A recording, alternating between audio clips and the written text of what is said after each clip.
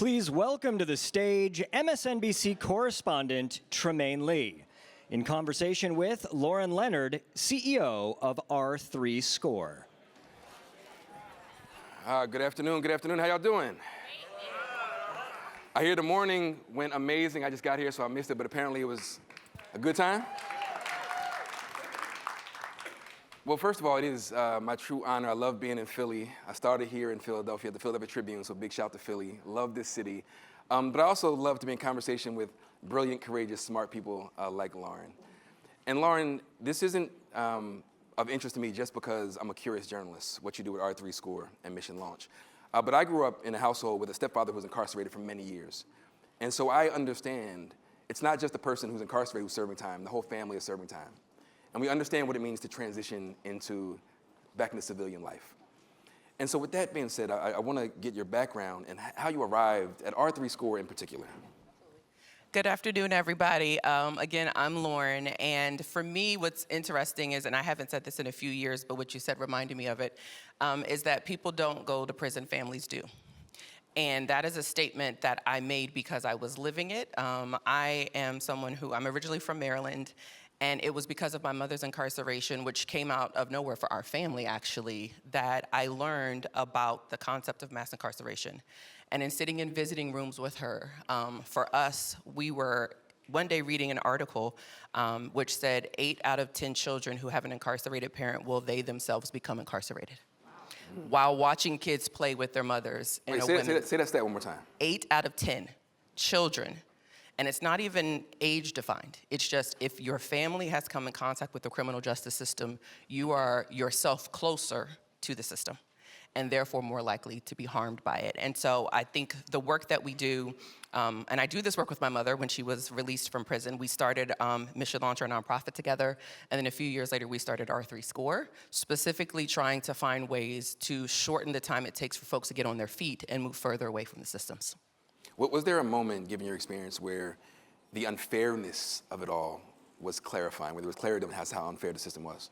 Absolutely, and I think so we're nerds together, just nerds differently. My first degree's in sociology, so I do my absolute best not to completely nerd out all the time, but indulge me for like 30 seconds. So in the end, the criminal justice system is a system we are all trained to never become attached to. It became an out of sight, out of mind system.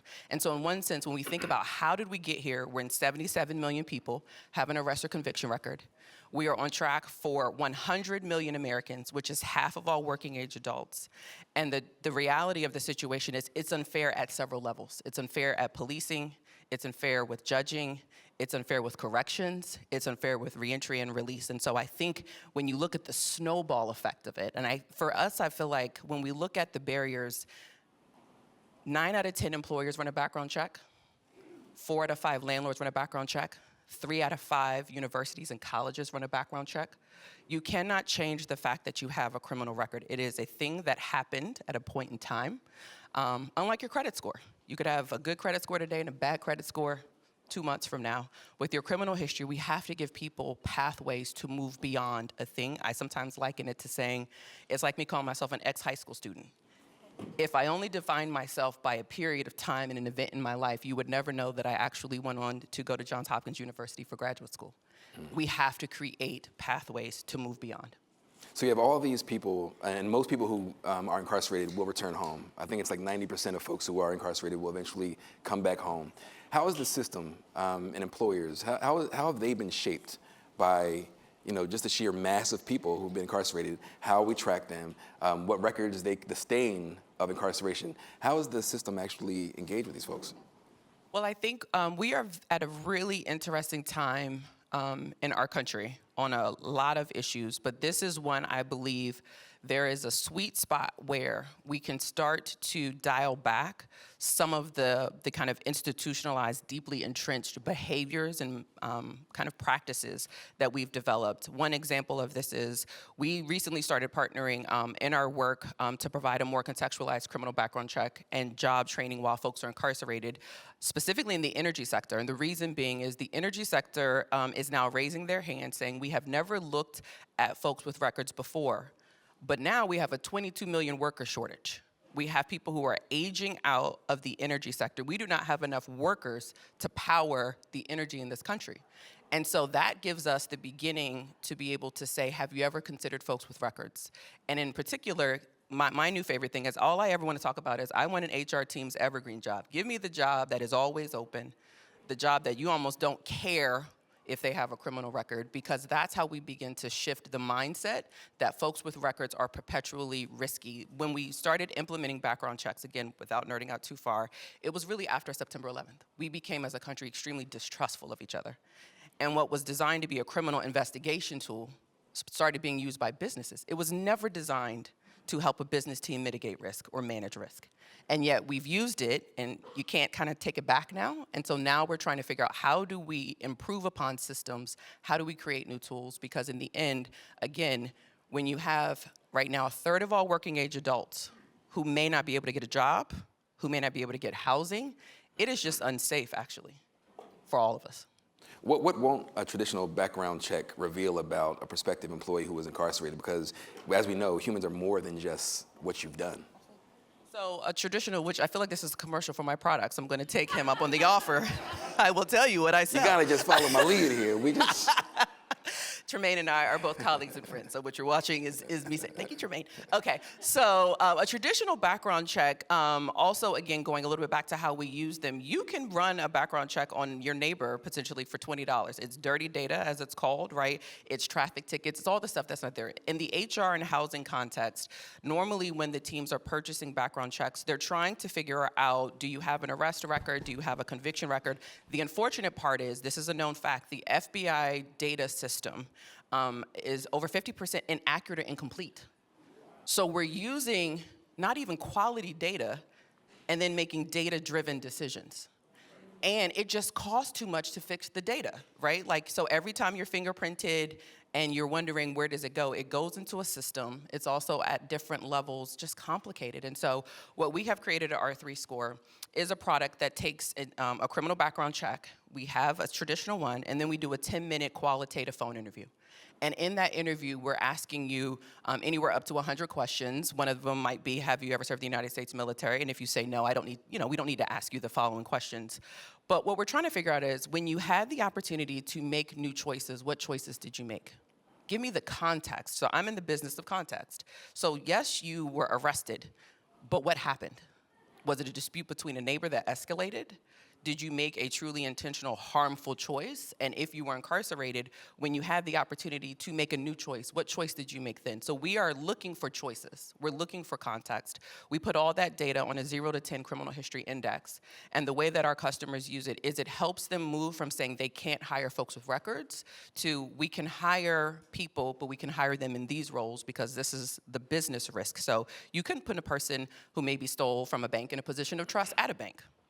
That's not my job to convince you to do that. My job is to help you see who can you hire and in what role, because everyone is not risky for the rest of their lives.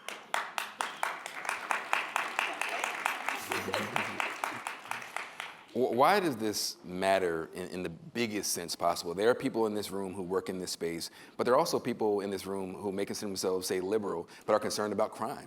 And they see in a city like Philadelphia, which is one of the poorest big cities in the country, communities grappling with crime. And so they associate the crime with who they believe are criminals. So why does this matter in the biggest sense, and not just for the individual who's looking for a job?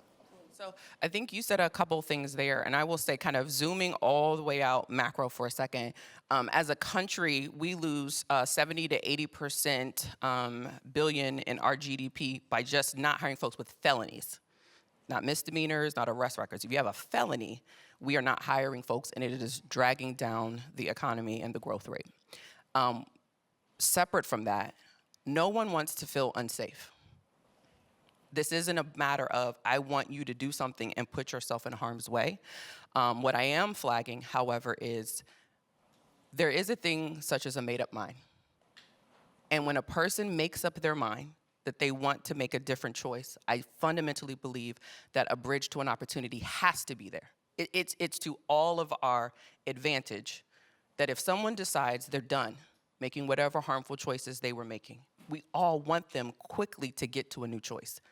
because a new choice creates safer streets for all of us. If you have a job and you're going to work and you have a house that you are proud of, you have something to defend, something to protect, you have something worth losing. And I think that's a big part of this conversation is, do we have enough things and enough people who feel like I have something worth not going away for? I don't know if that's always the case in certain communities. Was there a moment when you realized that the seeds you were planting with this were actually flowering? One of my new favorite stories. So here's how, so Trymaine mentioned, and I mentioned that I do this work with my mom. So my mom runs our nonprofit Mission Launch, and here's how R3 and Mission Launch work together. My new favorite story is there's a gentleman in New Jersey who he had come out of incarceration. He had worked in his prison facility, I think for 10, 15 years as a cook. He got into kind of a work release opportunity with New Jersey Public Works. He was working in sanitation. And he didn't have benefits. He was an hourly worker. He's an older guy. He had spent a good chunk of his years going in and out of prison. And he came to our nonprofit organization, Mission Launch. We met him, and we said, we think we have an employer who would have a position for you, benefits on day one, 401k, and you could begin to rebuild your life as an older man. And we said, look, it's not going to be quick, but stay in it with us. And we stuck with him for 2 months, and he ultimately ended up getting the job. And what that looked like on the nonprofit side was he gave us his resume. We looked at his resume. I was like, they will never hire you. Every one of these jobs is prison. That looks like we're not going to win. So we had to rewrite his resume. We had to prepare him. And he went in there, and he actually has consistently performed on the job. But even more than that, and this is where we have to talk about just like transferable skill sets that we don't consider. He was on the site at the job, I think a month ago, and he had heard a dispute happening between some coworkers. And because it sounded like a familiar dispute and a genuine concern, he went and communicated quickly what ended up almost being an active shooter situation at the job. Someone had a gun in their car and had made a threat. And the transferable survival skill set of listening and knowing when a threat might have something behind it, he intervened. And he sent a text to my colleague, Saad Solomon, who was kind of his peer coach. And he's like, I think I just stopped an active shooter situation. And we're like, and we're all on Zoom together. And I'm like, is this a joke? Are you serious? And I honestly wear that as a badge of honor. I'm like, you guys are worried about my guy coming in here being the person who caused the risk, and he's the one that kept everyone safe. And at the end of the day, he, for the first time in his life, has a job that is stable and he has benefits. Wow. So some of the benefits are clear for individuals and all of us, but I do wonder what some of the challenges are, because obviously this isn't easy work. You're changing minds, you're reshaping how people think about other humans, right, and how the system has worked for a very long time. Well, I will tell people, one of the exciting parts about being young and naive, I just turned 40 last week, is... Happy birthday. Thank you. If I knew how hard it was, I'm not really sure I would have done it. I'm going to just be honest with you. Because it's what you said. There are layers to this problem. And again, it is an institution we are all taught not to understand. And until you really deeply understand it, you almost feel like you don't know where to start. So my mom and I decided to start specifically in the reentry place. We felt like we had no power to kind of move the needle with policing or at the bench with judges. Corrections is actually a new space for us that we're going into with our new prison tablet product. And the challenge in reentry is no one wakes up and builds an adult life in 24 hours. We all have the grace to grow into a life. And when you come home from prison, especially in certain communities in the country, you may have, if you're lucky, $20.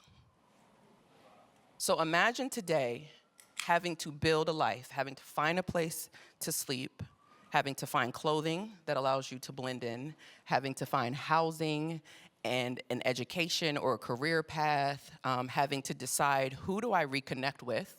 Is my family safe? Are my friends safe? Do I need a whole new network of people? And you cannot pay to park now without a cell phone, right? You go to McDonald's and everything is tech. And so I think that is the challenges, they layer on each other. And the hard part is our systems, they were not designed to work together. And so you go to one agency to get help for housing, you go to one agency to get help for your job, you go here to get this, and I think that really is the hard part. For a lot of people, it is actually easier to go back than it is to stay home and try.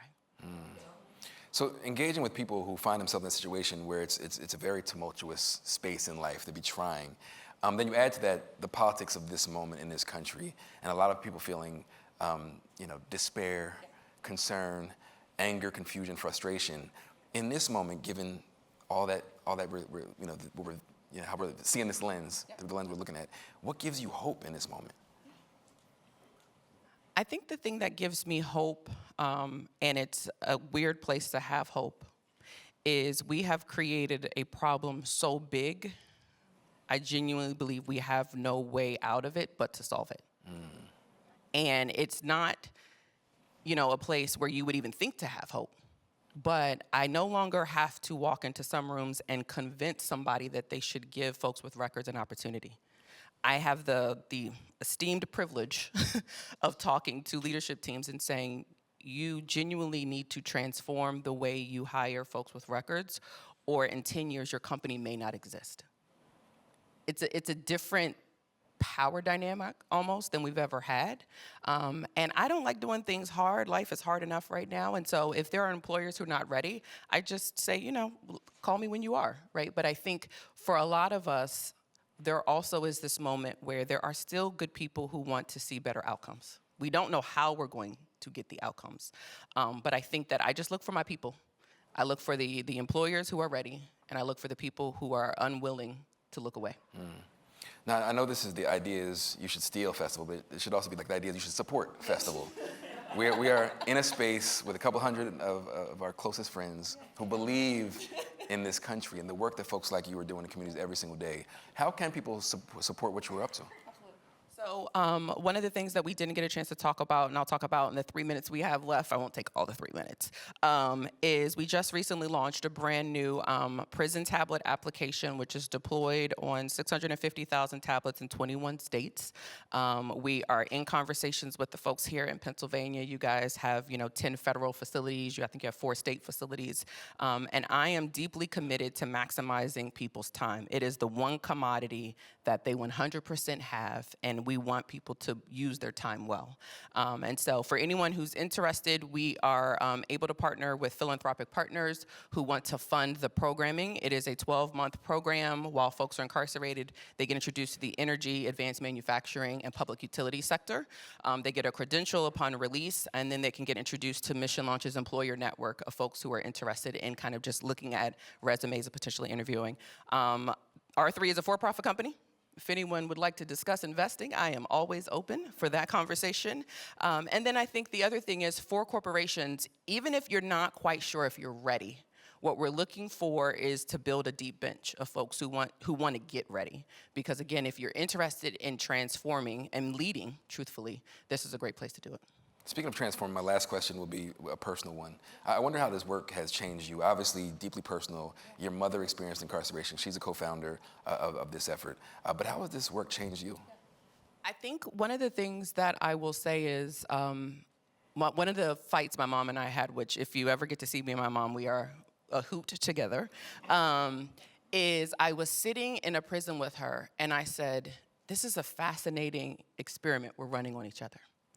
Because I got to see politicians, I got to see prostitutes, I got to see moms while they were incarcerated. And what it helped me understand is we are, and it sounds cliche, but it's true, we are genuinely more alike than we aren't. Everyone came in that visiting room to see a woman that they loved, and it didn't matter how she got there. And I think that constantly sticks with me, which is we create, we were having this conversation, it's frustrating how much we have to remind each other of the simple things, that everyone's just human, and all of us really mostly want the same things. A shared humanity that is sometimes lost. Laurin, thank you very much for your time, and thank you all for having me.